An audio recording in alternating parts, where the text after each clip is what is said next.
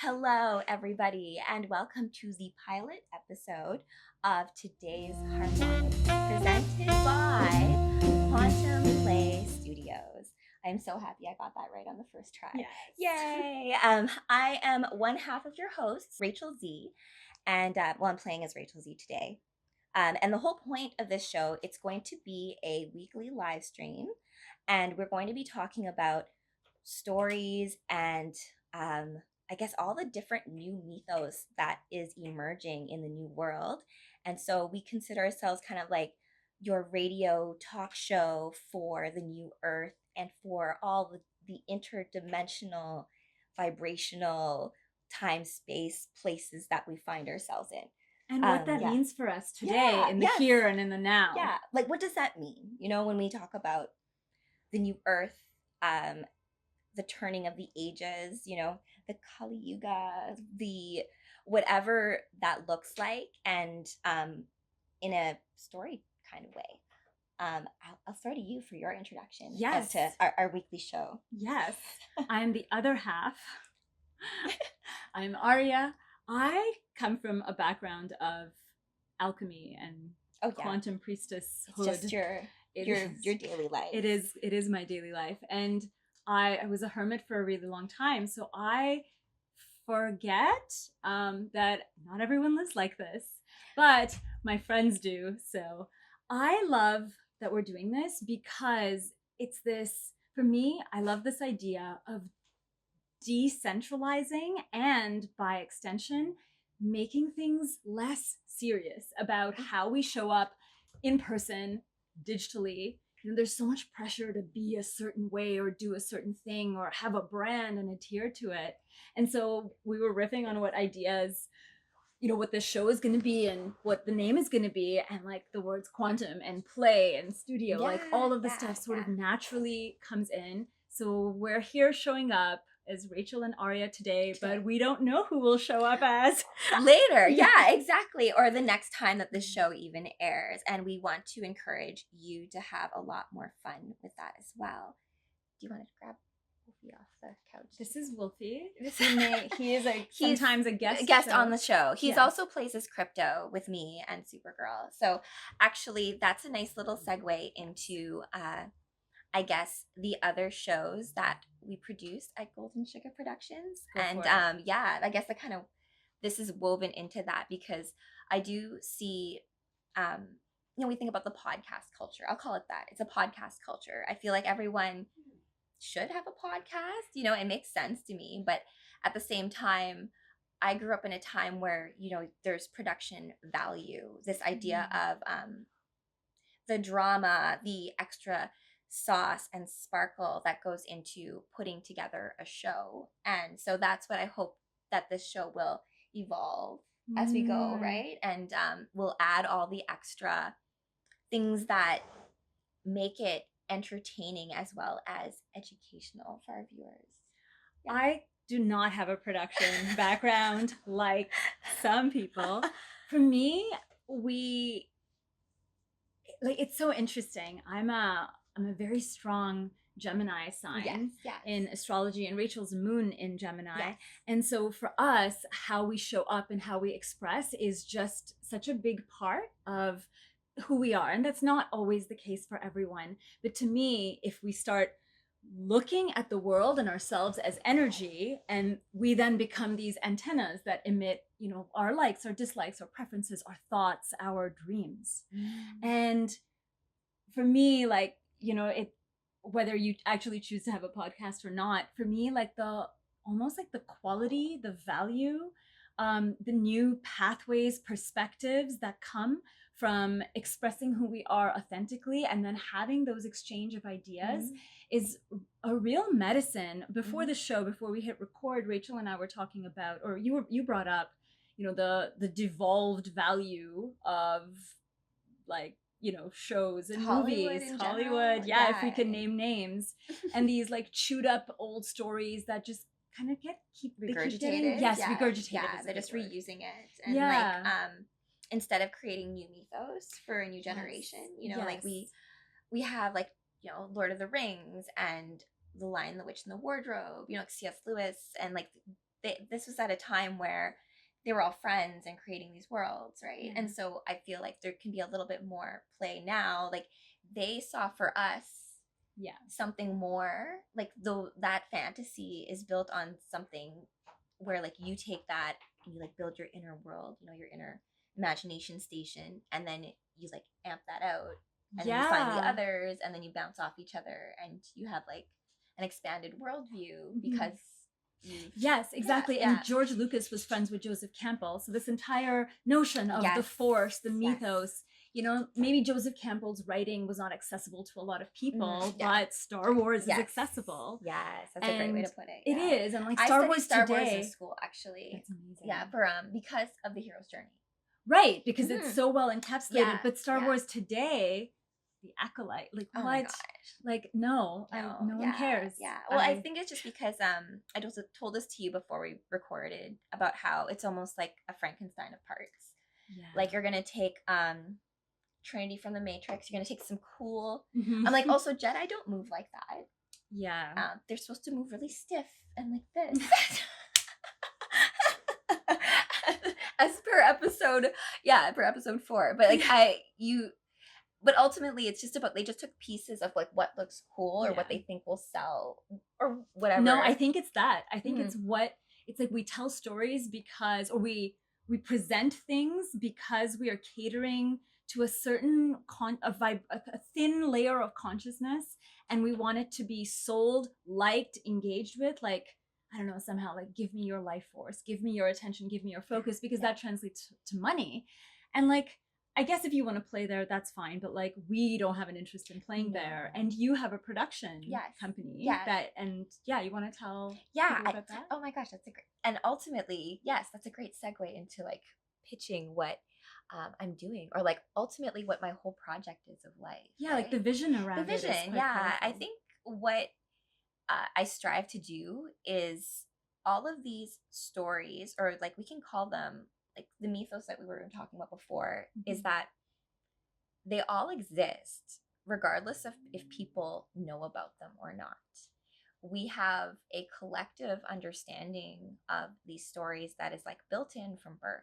Like we're already preloaded with a lot of these stories. It's just, that's why when we watch them, or like we see someone who gets it, it like clicks with something in us, like a key, and you're like, oh wait, that resonance is something that's meant for me.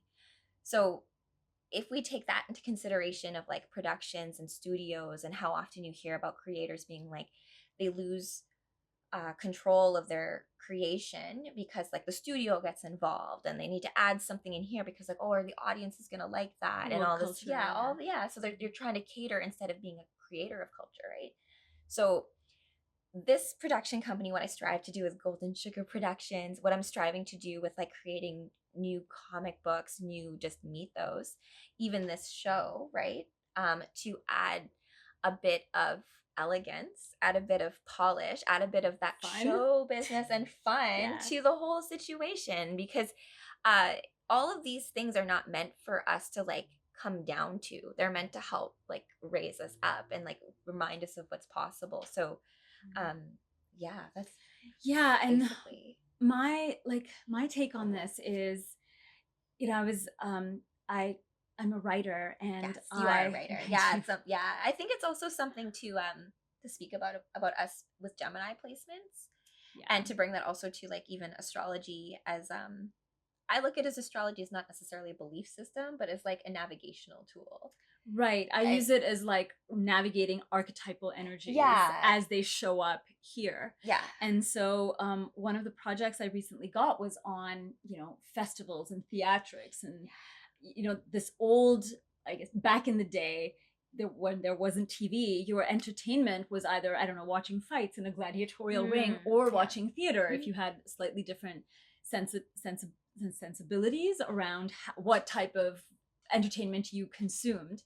And you know, this entire notion about having theater having it be sacred theatrics, sacred play. So yes, your audience, yes, you are, you know, buying a ticket, showing up, but as you watch it, and we experience this even today, if there's a show or a movie and you just lose like you lose reality. You're no longer you're sitting on the couch, in you're it. entrenched in it, Yeah. right? Like you're in that and there world. are still like there are still so many shows, movies, old and new, that really like they take us in. Like we are the ride. We're like, oh my God, I am this person. I'm like going through it with you. So like back in the day when it was just more sensory, you know, you're sitting nearby, like there were smells and there were sounds. Like to me, you know, like 4D TV cinema replicates that, but it like it's artificial. It isn't actually natural. And so you have all these sense organs engaged, and to me that is what makes theater productions sacred. Right? And so like here, yes, you're watching, yes, you're listening, but are we on a consciousness level, or how much are we engaging? Because it's very easy to watch something and be like, oh yes, like you know, you can we all get into judgment, but that's such a thin, it's like a veneer of consciousness. To actually engage, be like, no, I hate this, I love this, I disagree. I learned so much from characters watching comics and shows. Characters I absolutely hate. Yeah, no, that's so true. They're so telling because I'm like, this is reminding me, like we are engaged in a mirrored experience, right? That's like this is where the quantum harmonics and the quantum play of it comes in. And to me, that's in the gut. That's in the heart. That archetype lives in ourselves. And so we're trying to bring a lot of that out, which is why I so deeply respect a lot of, you know, your writing of the comic series of Dragon Warriors and so many aspects of your production, because that is, you know, it's gotten lost along the way. And like as the pendulum swings in that direction, you guys are bringing, like through Gold Sugar Productions, like you're trying to bring it back, like mistakes and bloopers and mess and all, right? Like, no, it's because it's like what I call it, like the cosmic opera of life, right? And that we're performing always for the multiverse. At that, not to say that like you have like a big brother on your back surveilling you. That's a different thing than having something ready for production. And that's also like I think what social media has done a disservice to, right? Because it was different before when you didn't know all this stuff about actors and they played a role and like, okay, you're now that role, like you're now Batman, Michael Keaton Batman, or Mark Hamill is Luke Skywalker wherever he goes. Right? Like, so like that role is like with you, and I guess like there's a level of typecasting, Christopher Reeve, Superman, like all these kinds of things, but there is a mantle, there is a level of, because in comic books a lot of those, like not Superman, that's not a good example, sorry, Batman as an example, where Dick Grayson for a period of time was Batman and felt so uncomfortable in that role because it was like, how could you ever be Bruce Wayne in being the Batman, right? So but it's a mantle, right? It's something that you put on and then you hold that energy signature in it. But there's still he didn't have a good time because he is Nightwing. Yes. Like that is, and then you had to discover who that was. Exactly. And then create that. Yeah. Right? Exactly. And that's what all of us are trying to do. Yes. Exactly. Exactly. And then it's funny because in doing my TikTok live reads for like the comic book thing, and you may be there from that. So hello, if you're there from that. I will have Aria is going to be my guest star in some of our cosplay reads. I'm hoping to do one where like everybody's in cosplay and we all have the same comic book. And it's like a table read of like a crossover event, and we're like actually crossing over like somewhat. And what I've even noticed about reading comic books out loud is that a comic book that even I've read multiple times, when I'm finally reading it out loud and I'm doing the voices, it's a totally different experience. Yeah. And also there will be things that I'm like, I don't even remember that being in this comic book. Yeah. When like what? I'm like, what? I'm like, what was this? And then also I have so many comic book literate people in my chat. That makes a difference. No, it's crazy because like I'll be like, who is this person? Or sometimes there's a superhero named Egg. Have you heard of that? No. His name's Egg. I forgot what his name was before, like Golden Balls or something. But there's that. His name's Egg, and there was another superhero was named Orphan. Okay? Orphan, I have heard of. Okay, yes. But now think about this. When you're reading a comic book, nothing's capitalized. Everything's just the same like lettering, right? Yes. So when I'm like, sometimes I'm reading the name as a verb. Right. Like, I'm just like, what? what? And then reading it back, I'm like, what is that? What do you? Right. And then people are like, and doing that live has been such a crazy experience too, right? Yeah. And also like it's Green Lantern Corps, not corpse. Yes, that's true. That kind of stuff. So like different pronunciation things, and like when you're reading something in your head versus like when you're saying it out loud, it's just a different thing, like the oral, like and because sound is a different energy than light, or like, I mean, there's all the different types of energy. So we were talking about this again before we hit record, but you know, a lot of ancient stories, they weren't written, they were orally transmitted, and because of that, as they moved through geographical, you know, areas, like if you think of a story that may have originated in China, then it moved down the Silk Route all the way to the Mediterranean. They switched. There were languages, maybe certain words may have changed, maybe the context or the meaning, and so it lives on, like across space. So like, look, think about across the Silk Route in whatever, you know, in 1 BC, and then across time, because then you've heard a story, you tell it to your children, your grandchildren, and then it moves and merges. It's sort of like, you know, like it's the aspect of an eternal river.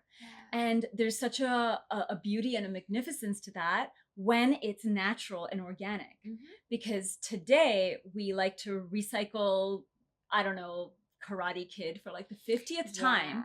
And again, it's not like it's a bad thing, but there are so many. It's just lazy. Oh, lazy. Because there you go. Think about it. Like you already have these like memories. We do. The newer generation doesn't. I think that's where. That's true. But like, to me, I mean, I don't have kids, but I like, for me, if a movie was powerful enough, I would just like make my young person like watch that. But like, I can imagine if they redid episode 4 of Star Wars. Oh my god, like that would be weird. Also, there are billions of stories that can be told that are not told because it's not a Hollywoodized movie. You know? No, I mean, like, it's also just like when you're talking about the immersive nature of theater, I look at that as like with video games, right? In a sense, like RPGs. Well, like, I mean, also every medium is a very special way in which to convey a message. So you can have the same story told in different mediums, and like how it comes across and what resonates with you is, I think, going to be different. Yeah, absolutely. So like in Halo, when you're playing that game, we are all Master Chief. Like you are, like that you put on the suit and like you are that character playing out that game. So you don't get to see other parts of the story if you don't complete the level, if you don't beat the puzzle, that kind of thing. And in doing that, you actually learn more about that character. But what they've done is, like in a lot of these live action things, fun fact, the guy who plays the fake Master Chief in Halo was in this very room getting a stretch treatment by Kevin. And I swear to God, he didn't know anything about Halo till he saw Halo in this room. And he plays the leprechaun in American Gods. I'm like, I'm like, trickster energy. I don't know. So it was just a weird thing. And then also, the reason why I call him fake Master Chief is because he takes off his helmet all the time, and that's not the point. And Master Chief's supposed to be severely augmented and not very attractive. So it's just this, like a hot Master Chief. But like he's like my number one video game crush, not because of anything other than you trust that, like, Cortana always does this thing, it's like, we're not gonna make it, and then Chief will be like, we're gonna make it. Or like he's like, but what if you miss? I don't. Well, there's an essence he's playing out, and it's actually not about what he looks like because he's in a helmet. No, it's just like, no matter what, he's got you. And that kind of like energy, like I just hope actual that, like, masculine energy. Yes, that's basically it as well. Because you're going to be starting a show, I think, a podcast too, about like love stories and romance, and I love all of those things because I like wrote a thesis in my undergrad or like in university about in defense of the romance novel. Yes, you did. And I wrote about it about I could say that about comic books too, right? Like every piece, like, it's worth analysis. It's worth the same kind of care that we give towards Shakespearean like sonnets, because there is like truth within the like romantic love and or how you know it. And like, this is the funny thing, right? In this time of ascension, you know, Schumann frequencies are changing on the planet, you know, we're like, this solar system that we are in is moving into parts of the Milky Way galaxy that are, you know, parts unknown and are the reference point to the galactic center. There's all these galactic as well as planetary things happening. So the way I see it is our magnetic resonance, our natural resonant frequencies of every being, like plants, dogs, animals, humans, certainly, as well as like it is responding and reacting and recalibrating with where the planet's energetic, and then the planet is responding to where the galactic cosmic frequencies are at, right? So to me, the idea of romance is a divine play between two magnetic principles, which we on Earth understand as masculine and feminine, dark and light, night and day, sun and moon, man and woman, or like, again, as energies, right? Like, or masculine, feminine, if you'd rather, within each of us, because there's an inner union, an inner marriage, and then we see aspects of it play out, right? Like a dad pushing a stroller, that's a masculine, feminine dynamic, right? Like the stroller that is being pushed, you know, the one who is doing the pushing, like it's a play of potential and kinetic energy. That dance, like that point where they meet, to me, that is the romance. And you can have inner romance, you can have true. You know, certainly there are ancient stories from a variety of different cultures that have like a story of like person A and person B who love each other, star-crossed lovers, requited love, unrequited love, whatever.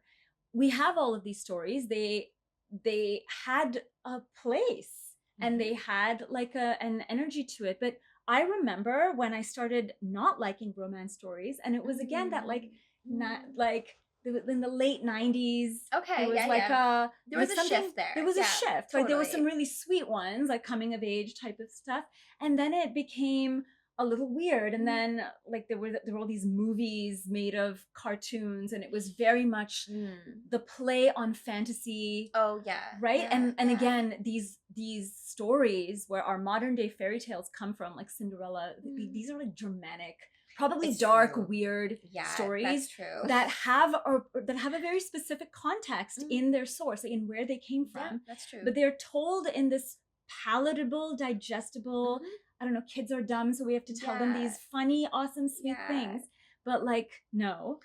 And so that's, I think, where, you know, we get trapped in these like fantastical notions, and then we have a hard time as we move into teenage years and we're starting to date. This is where the warping comes in. Yeah.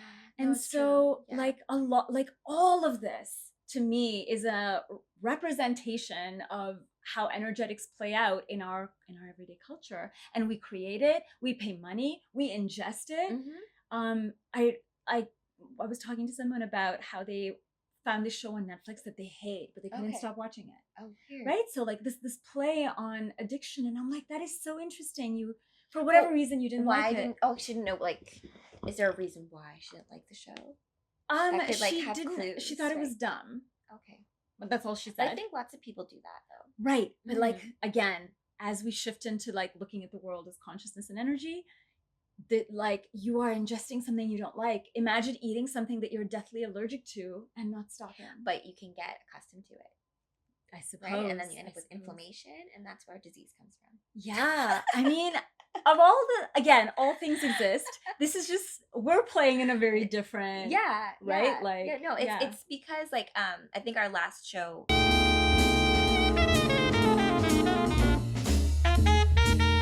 So prior to our break, you were making a reference to one of our previous conversations. What was that on? Oh, good. Nice. I like your throw. That was really good.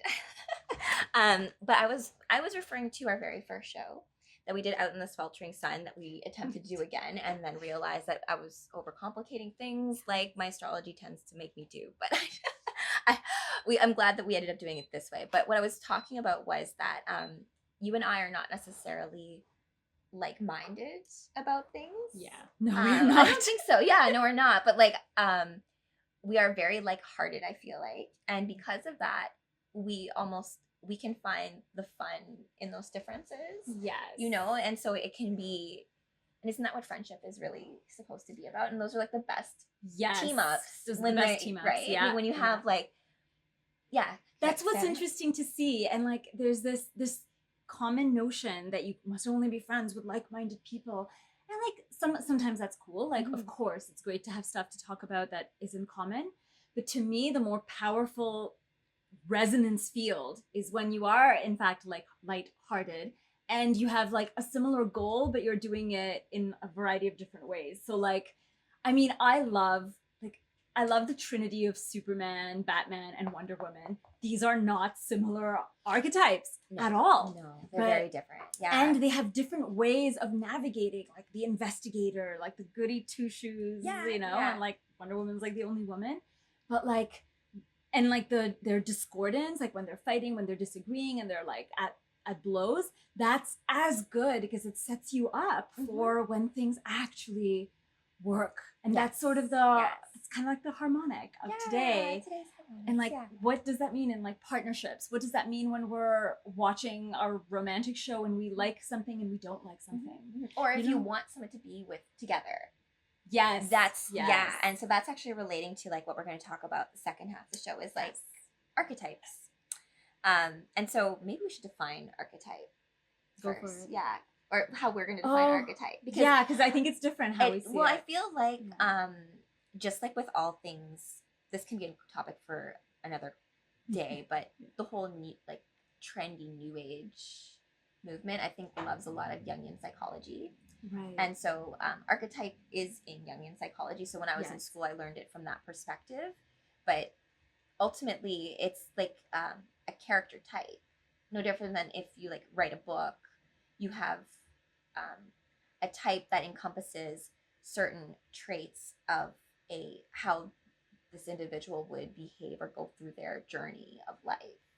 Right. I think my understanding of it is each of us have thousands of archetypes. That's true. And again, like there are certain ones that are definitely more dominant than the others, but some of them come out at different points in time. There's certain archetypes for me that might only come out in my family dynamic, in my biological family dynamic, that never come out at work, or they're only coming out now that I'm creating and showing up differently and more. And they weren't coming up when I was just, an employee doing my job.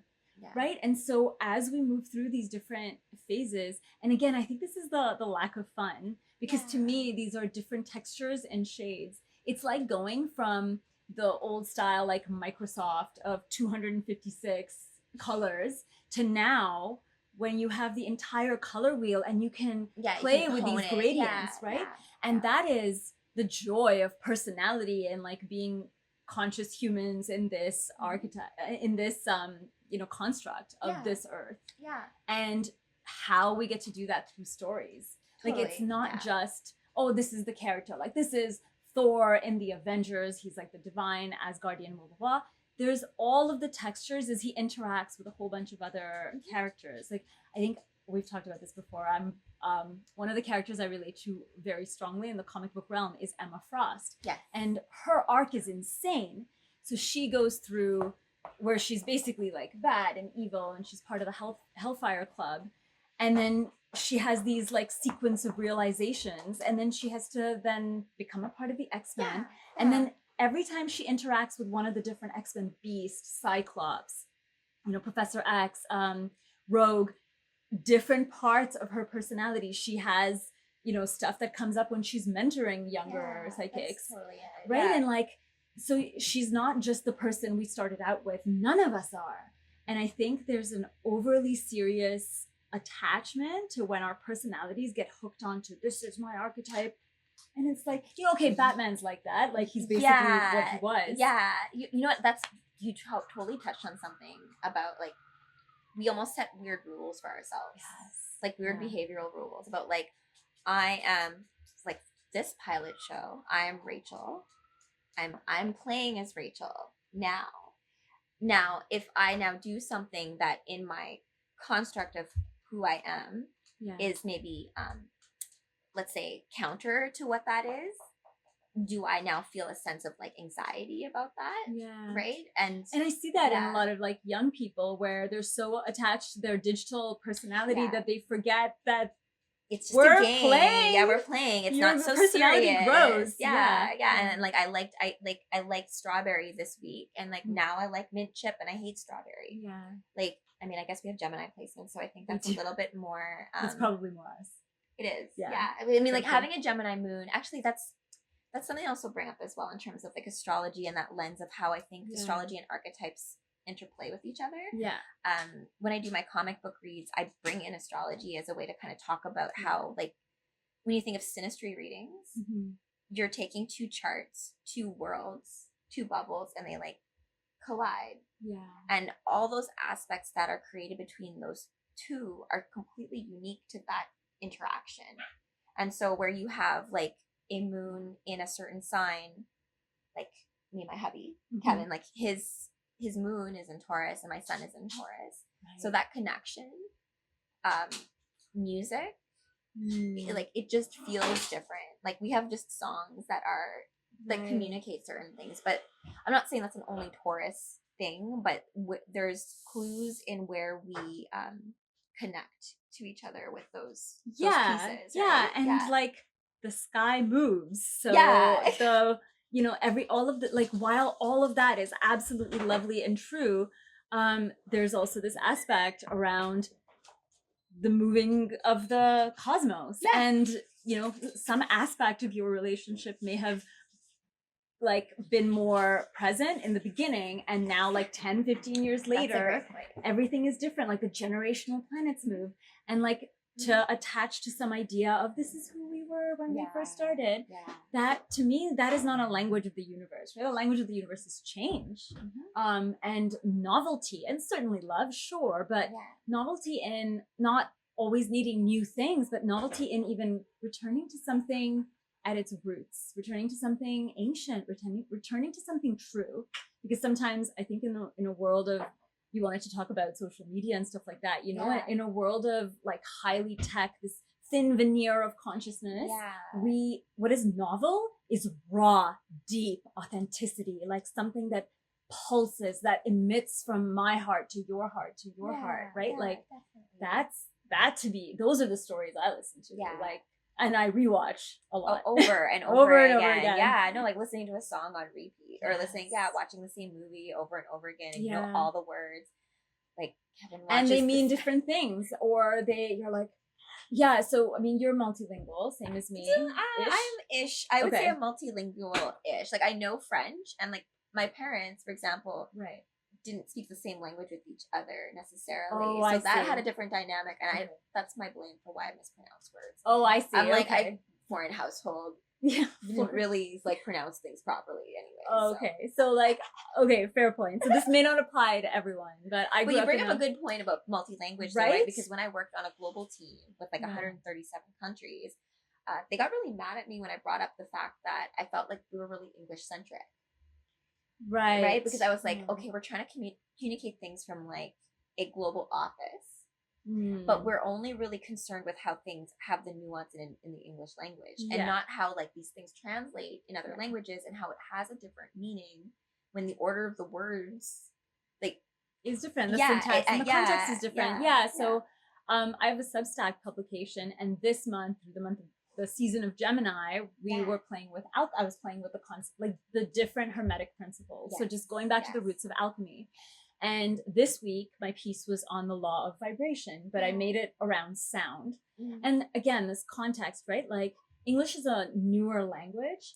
But English we use today is not like Old English, right? Like there are a lot more words, a lot more descriptive words. But if you look at languages even older, like Urdu, Arabic, there's like 21 words that describe the different textures of love.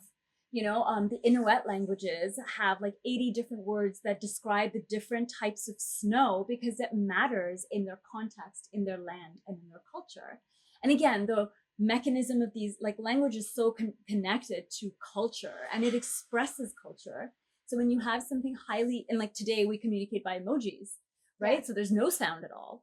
So, and again, this is not bad, but we may gain efficiency and speed, but then we're losing certain context, or we even lose like certain words that describe a deeper layer behind, like something behind what we're feeling, right? Like I can love coffee and I can love you, but it's not the same sentiment, certainly, right? Like, and if you go into French, they have like 5 different words for love, right? Exactly. And so you're able to actually communicate the more of the truth of what you mean, because otherwise we just use, oh, friend, love. Like, your friend is someone that you never met, but you are connected on Facebook. Is that a friend? Oh yeah. I don't know. It's not to me. These are like perfect strangers. Yeah. And we're connected through a digital ether. So again, it's almost like, to me, the novelty is actually asking, and again, this is another very Gemini trait, it's asking these questions like, are these people my friends?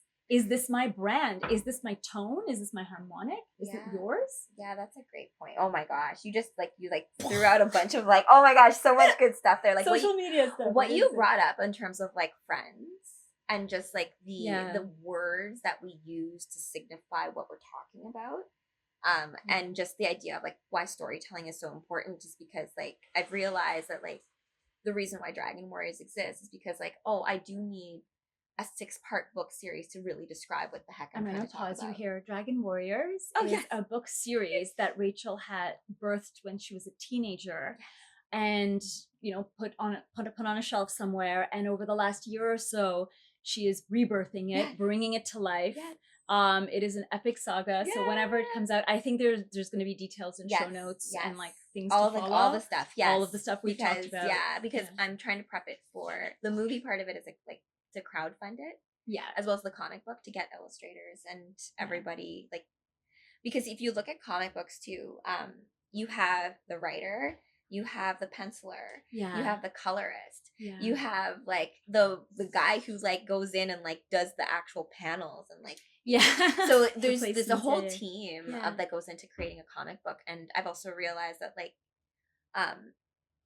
even like Alan Moore, like you just work with certain like illustrators who can like see what you mean, and like I've been, or editors, exactly, no, I mean, I need it, right? Like and since like coming back to writing creatively, it's been such a brain shift for me, like a mental shift, because well, again, like I think I think I mentioned this to you on a previous time, like 1001, I grew up in the Middle East, so 1001 Arabian Nights is this loved, like beloved across generations story, but no one knows who wrote it, right? 1001 Arabian Nights is not something that one person wrote. It was it's one of these few, modern, it's not that modern, it's quite old, but it was a collaboration of a lot of minds and storytellers of that time, written in a poetic language. And yes, it was translated into many other languages, and I feel like a production set of a movie or a show, or in your case, we have this idea that a book is something someone writes like in their apartment, and I think a lot of like novels and stories may come from that, but like, do they? Like, we're inspired by the world, and I think the reflection, and like exactly in what you just said, actually switching that from this individual separate consciousness that a lot of us walk around with, because I think, to me, like, we all, you've often said like, oh, it's I got delayed and it takes so long, but I think that's a big shift that you yourself had to go through. Yeah, that's true, because what is time? And like, when are you late or on time or ahead of time, or what does that really mean? It's just like you're putting down a marker. And it's why I love astrology so much, because what better place to find your marker than like in the sky? Yeah, exactly. And the cosmos, as sailors did. Yeah, exactly. But we're on a bit of a tangent. You were actually talking about friends and emotions and social media. Oh yeah. Oh, thank you. Sorry, no problem. Back to like the main. Well, I thought it's related. Okay. I thought it was related because part of what makes Dragon Warriors cool is that there's 8 Dragon Warriors, 8 characters, 8 women.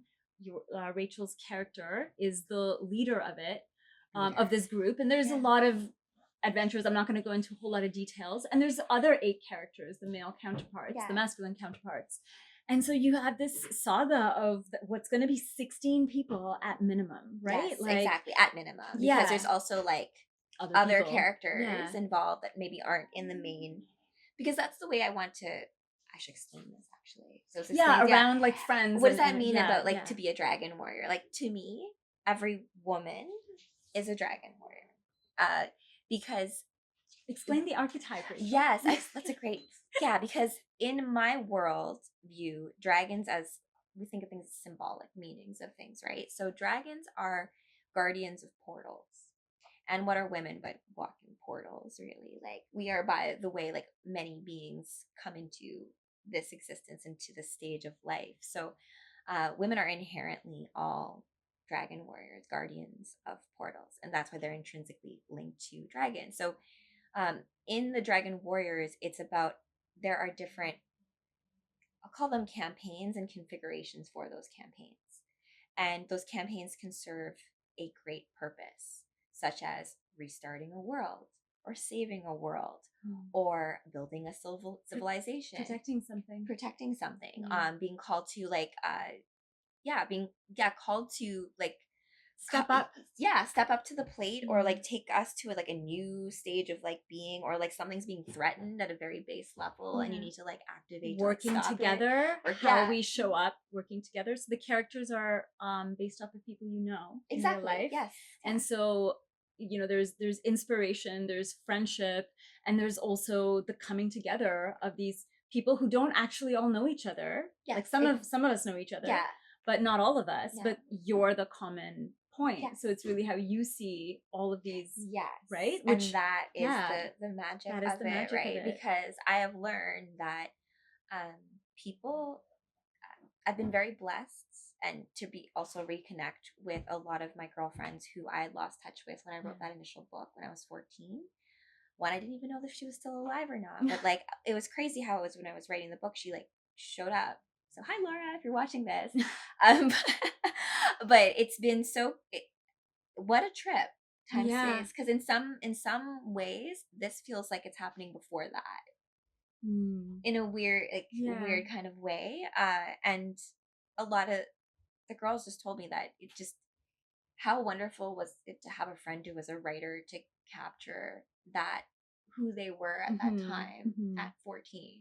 Because I'm not who I was when I was 14. And in that book, I wasn't even the leader. I made my best friend Laura the leader. Right? Yeah. Because that's how I saw her. And she went through a lot of stuff at that time. And I felt like, as a best friend and as a way to support her, I would write her into a role that I knew that she could be. Yeah, and it's a common thing for a lot of young girls to do. Like, we'll be like, oh, you're so beautiful. Like, we'll project it on our friends. Yes. We'll project good things on our friends. Yes. Yeah. Instead of seeing like what in you was like, but they told like, but you built the whole world for us to play in. Rachel, right? Exactly. So I'm like, oh, right. But there's a lot of, I remember one of the fun things you told me when you went back and read your 14-year-old version's writing, like a lot of it was actually quite brilliant. Yeah.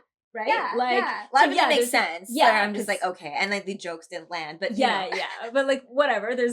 You were appropriate. Yeah, that's true. It's a good way to put it. Yeah, era appropriate. Yeah, and like bringing all of this back to like today's harmonic. You wanted to, I think, end, since we're close to end, with this notion of, you know, what we understand as friends, words, and then how it's expressed through social media. Yes, I think that was one of like, I think it's just the idea of different friendships and times that we're in, and just us having a lot more play with all of that, and the idea that social media has back when I first started on social media with MySpace and ICQ and MSN Messenger, and like I would put in like song lyrics as the name, and then like multiply like sign off and sign in if my crush was online. Be like, notice me, but I don't want to talk to you first, so you better say hi to me first. All of that stuff. Like, we were brilliant for our never time. know. What that was like. And then trying to be like the perfect song lyric, so it says how I feel, but not entirely. I want him to think I'm deep by this song lyric. Yes. So now that is like a moss. Yeah. But in a way that's a little bit too serious right now, right? Yeah. Because we knew we were being dumb. Yeah, you know, like, and you had like I had Tila Tequila as like one of my friends on like MySpace, right? Oh, so like Yeah. Back before like things went nuts, and like there's the rise of reality TV, I think, was also a big one as well, where like the lines of what's the show, what the production is, and what's like behind the scenes becomes blurred. And also, like I think the internet was like smaller. Maybe there was a perception or an experience. It wasn't as accessible, so there was a level of safety. Because like maybe, I mean, maybe not, but also we were kids at the time, so I think our worldview was certainly very different. But you know, it's this thing. We both come from a tech background. Yeah, I still work in tech actually, but I remember when cryptocurrency not came out, because it came out a long time ago, but when Bitcoin started to rise around the time of the pandemic, there was all of this hate from nowhere around like, oh, I don't know about this new piece of technology. It's you know, it's used for dark and nefarious purposes. And I was like, so is money. So is internet. People use knives and guns for nefarious purposes. They use it for good purposes as well. There's a technology inherently is neutral, is like neutral energy. Like it's just, you say the same thing about magic. Right? Like it is what it agnostic. Is. Like the Force, right? Like Star Wars, the Force. Like the Force is what it is. You can make it Jedi, you can make it Sith. You can work within the tenets of neutral force for those people who watch Star Wars, RPG. Rebels. Exactly. What's your alignment? Good. What's your alignment? So like, am I serving the heavier, denser emotions, hate, greed, fear? Am I serving, you know, different things? So whatever technology you use is, to me, the brilliance of tech is that you are the driver. And I think the issue here is that most of us are unconscious that we are the driver. We forget that we are the sovereign masters, and I have a need. Okay, I need a software application. Maybe that's TikTok. Maybe that's email to fulfill the need. And then the tech piece just comes and serves its purpose. And it doesn't have to be anything bigger than it is. But for people, I think where I see people struggle is where it's like, now it's their identity. Now that they have to show up. Like, I'm in marketing, and you know, it's this, you have to post 8 times, otherwise you don't become relevant. And I'm like, what? These like rules, think about that. You have to show up on a social media or whatever platform 8 times a week at a certain point. Otherwise, you are not relevant. You don't matter. You may as well not exist. Like, that's the messaging. That's the messaging. That is the messaging. That is awful. It is awful. Yeah. Like, I'm sorry, I don't exist. I was sitting in the park. I was making love. I was eating a tasty. None of your goddamn business. Right? Like, and so I think that's why a lot of businesses struggle, and a lot, like, no, it's true. That's right? Like, this so is true. We don't think about this, but this is the subconscious messaging. I think you and I think about this because of our Gemini-ness. But yeah, like it's a big thing, and so trying to reclaim some of that, have fun with it. You know, like just bring some of what we cherished in the 90s. No, it's true. I mean, like, literally, but I think it's because we like bridge that gap between like before, like, you know, being an early adopter of tech and like social media, I guess. Like, I remember when I first got my first Facebook account, because I was on dance team in university, and it was one of the younger girls on the team, and she was like, we should all just be on Facebook. And I was just like, why? Like, but I didn't get it. But then like it quickly grew into something where, like, even when we planned our wedding and stuff, like me and Kevin, like we had like a group on Facebook to help coordinate everybody. Yeah, because it solved a purpose. I remember when I joined Instagram, I did it because other people were on it, and it actually served no purpose in my life. Because my friends were the people physically around me. I didn't so need like to, I could just hang out with you. Exactly. I didn't need to like see an update. And I guess, and none of us were. I guess some people took pictures and posted it. But like, so when I got off of it, I didn't really miss it. Because it really actually didn't serve a purpose. And when I got off of it, then, you know, when you interact with people, you meet someone at a festival, they're like, oh, what's your Instagram? I'll follow you. And I'm like, you know, I don't have it. And like, why are you following me? Like, I know we'll never be friends. I know we'll never see each other. This is just a festival high, which is super lovely. But I want to talk to people that I actually want to talk to. If I actually want you in my life, I will get your number, your email, your ICQ from way back when, your Discord server, and I will find you. Right? Because no, it's true.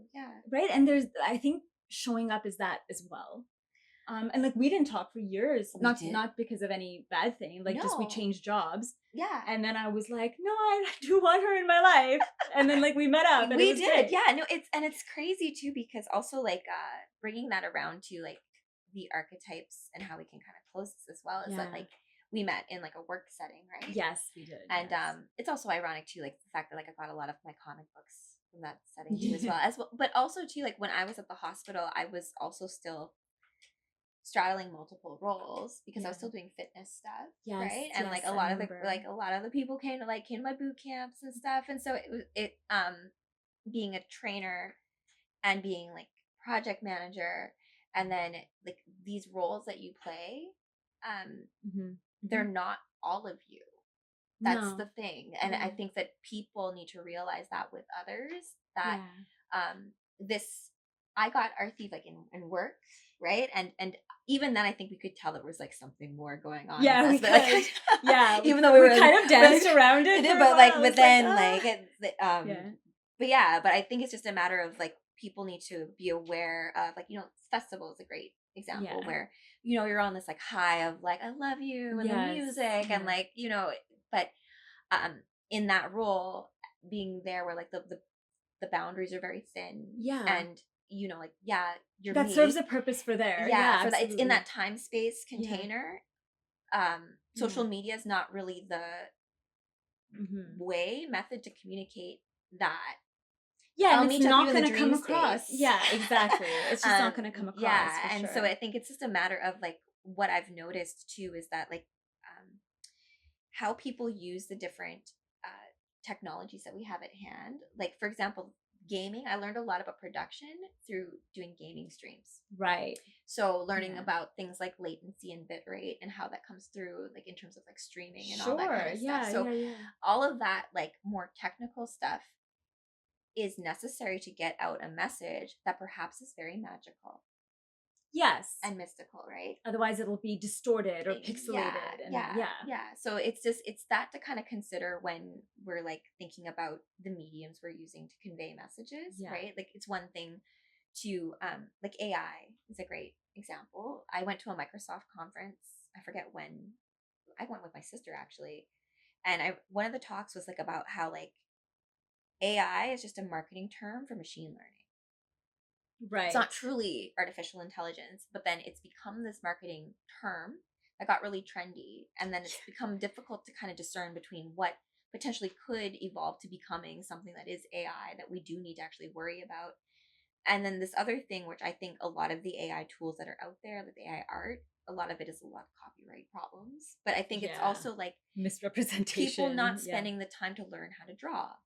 Right. If that is your thing. And like really listening to your calling as to what you're meant to like do here on this earth and like following that. And not to say that like, and that's a muscle that you have to build, like physical training, like working out. Yes, exactly. Right. So like me deciding like I wanted to compete in fitness and bodybuilding shows, I couldn't just decide like, okay, now I'm that, I believe it. Yeah. So it took years and then I did it and then I like, yes. And so that's that, I think the part of like competing and bodybuilding and like honing that, like being able to really wield my body. I think honing is like a kind of a lost craft, right? To me, whatever it is you want to hone, like if you're physical training, a technical skill, whatever it is, there's a slow, sweet, sensual mystery to being like, I have no idea what this is, but I really want to do it. And figuring out what that means for you. It could be cooking. It could be how to set up lighting.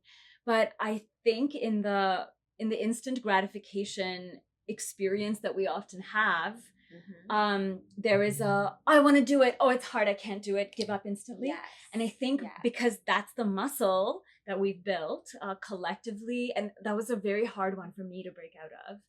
And to build Gemini thing. That is a Gemini. You need like, I need a result. I need this to have. I had a thought. Why isn't it manifested? Like what? I have to.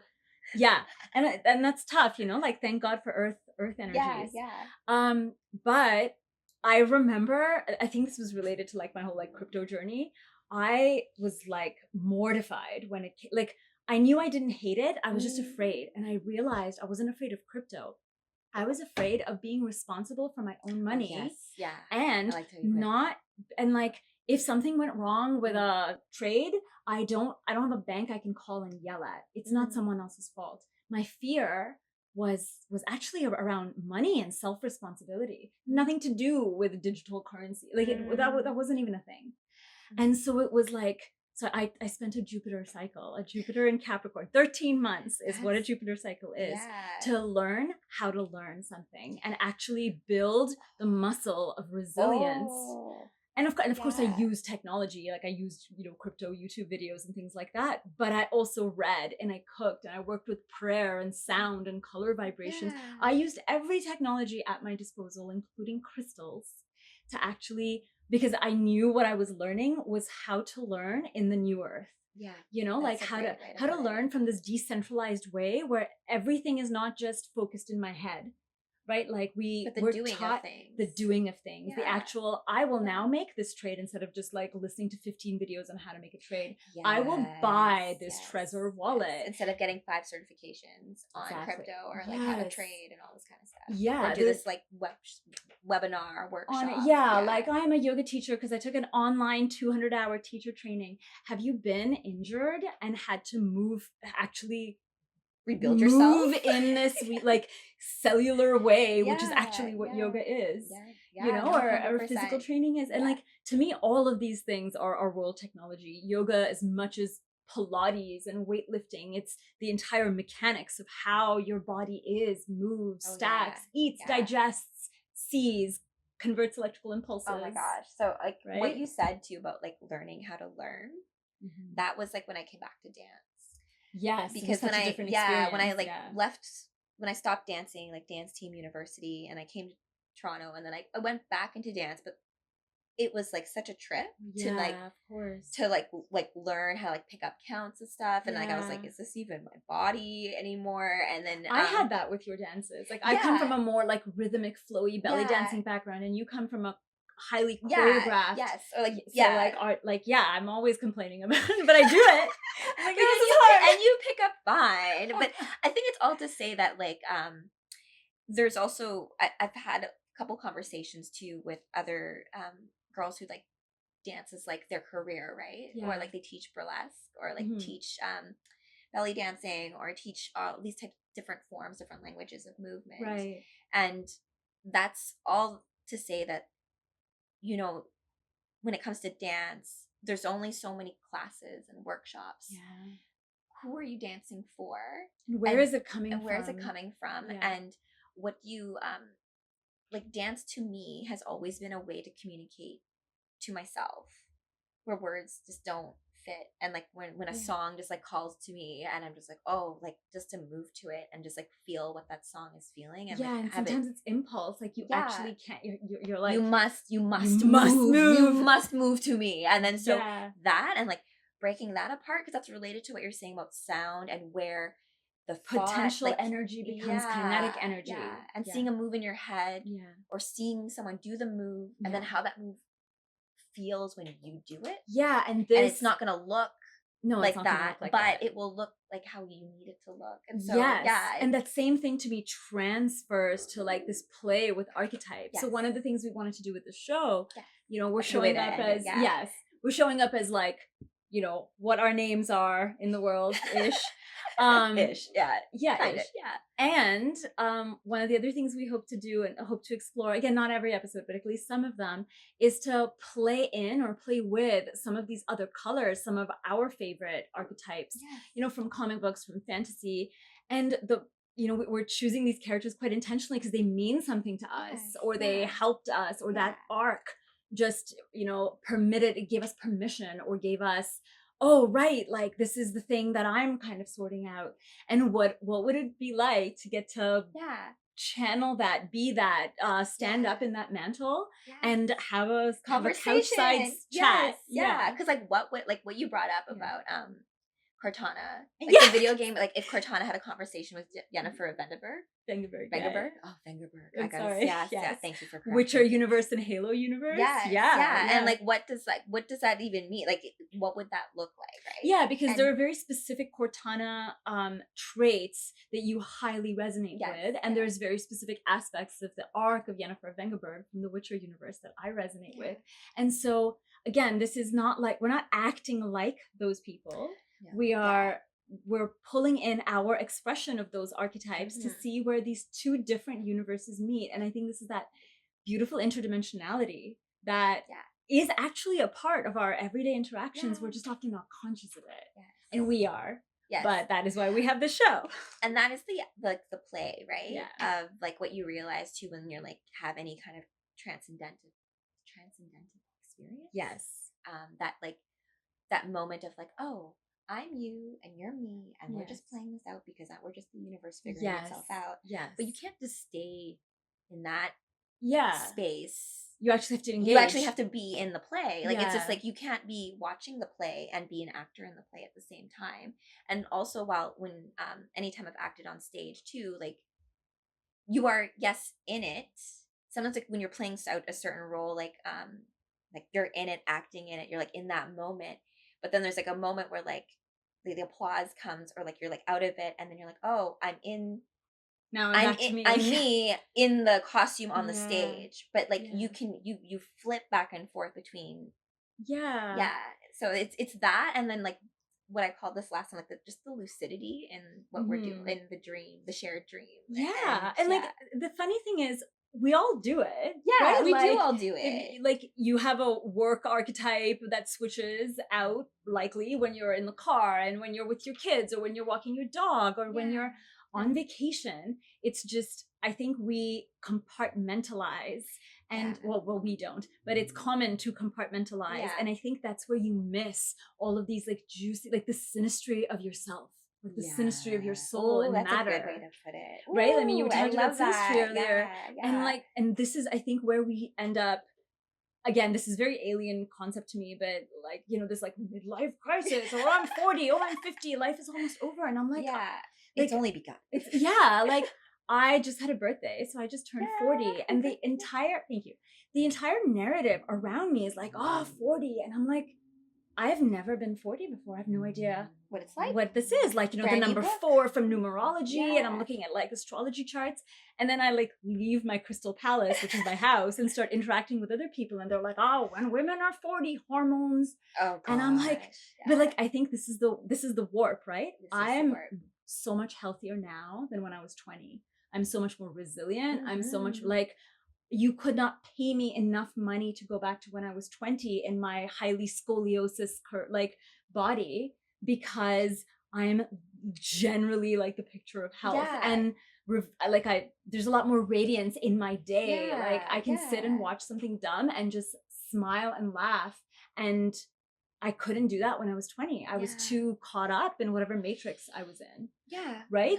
No, that's so like I always say that like I am now the person that like my younger self dreamed I would be. Yes, right? I'm who I'm meant to be. Yeah, and then I'm like, still learning. Yeah, right? And still like and but having just a bit more forgiveness as you're going through with it, and just being like, this is supposed to be fun. It is fun. Yeah, there's so some fun. Like hairy moments where things get really like. Kevin always laughs when I play video games. Like my father-in-law, like I get really into it. Like I saw I'm you just trying like to, really trying to read a map. It was weird. I don't read maps very well. That's why I have friends, but and that's why like Ready Player 2 should be like the game made, like they should make that movie about me, because I prefer to play in co-op and stuff, right? And that's, I think, a good way to wrap up this show is that in conversation, in that where it's like the two frequencies like meeting, right? It's like when we bring in two songs, right? We have like the bass line of one song and like the highs on another song, but you can't have things clash. It's about like finding where things can like merge and fit in. I was like, I think before we did this particular recording, I was like, oh, like, you know, we need structure in the talk. But then I was like, obviously we don't. Like, it'll be fine. It'll be totally fine. And because there's more of a rhythm here. It's riff. Like, we didn't plan. Like, I mean, the structure will be the fact that we'll be doing this every Friday, and what comes up will be what comes up. Yeah, and it's a lot of what we're working with or through, or what's moving through us, and what archetype we're playing, cosplaying with. And then how all that lines up.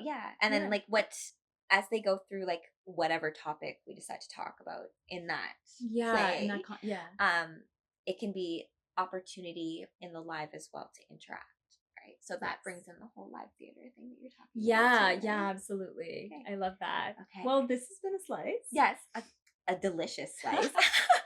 Are there any links in terms of like where they can find you? I'll put that all in the description. That'd be great. Are you going to be working on your own show?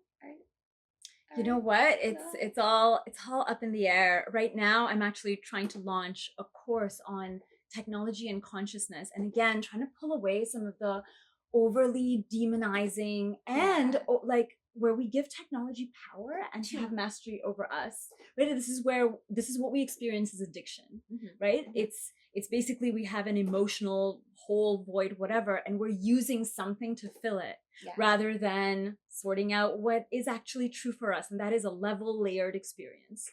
And so being nerdy, I wanted to put a different spin on this.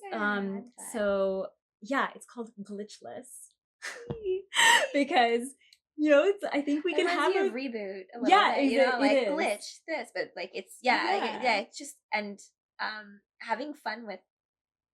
Yeah, you know what? The purpose is here, it's not device specific, right? Or app specific. Yeah, and because you're the one wielding it. Exactly. Right? And like imagine a Jedi lightsaber where the saber is controlling the Jedi. Like we would not watch that show, right? Like we would like it would just be someone doing this. But it's also reframing what we consider tech. Exactly. Yeah. Because to me, this is tech. It sure is. This quantum is. It's like most we are the tech. Highest grade level tech in the multiverse. Yeah. And if that's something you don't believe, I'd invite you to play with why you don't believe that. Like why, it's this thing like we'll stand in line for 7 hours because the new iPhone is coming out. Will you stand in line or book a massage or book like some type of treatment or healing for yourself that actually brings you or any kind of like maintenance when it comes to your like more inner, deeper self, like emotional. Yes, and that actually brings your inner radiance out, right? Like your natural vibrance, your like all of this, like to bring it out. Or do you want to live exhausted, tired, stressed? And again, free will, right? We all have choice. But to me, that's the technology that we're actually working with. Yes.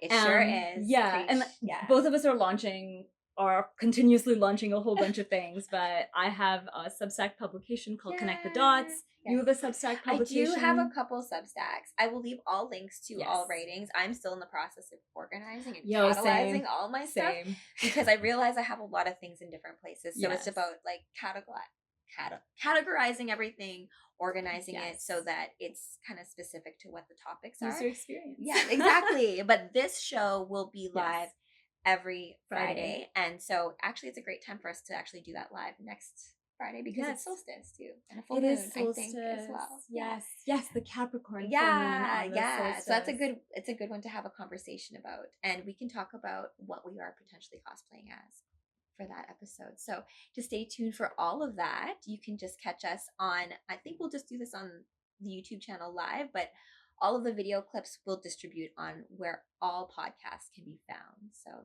that will be thank you for joining us and for playing with us in these quantum explorations that we're doing. And until next time on Today's Harmonics, goodbye. Bye.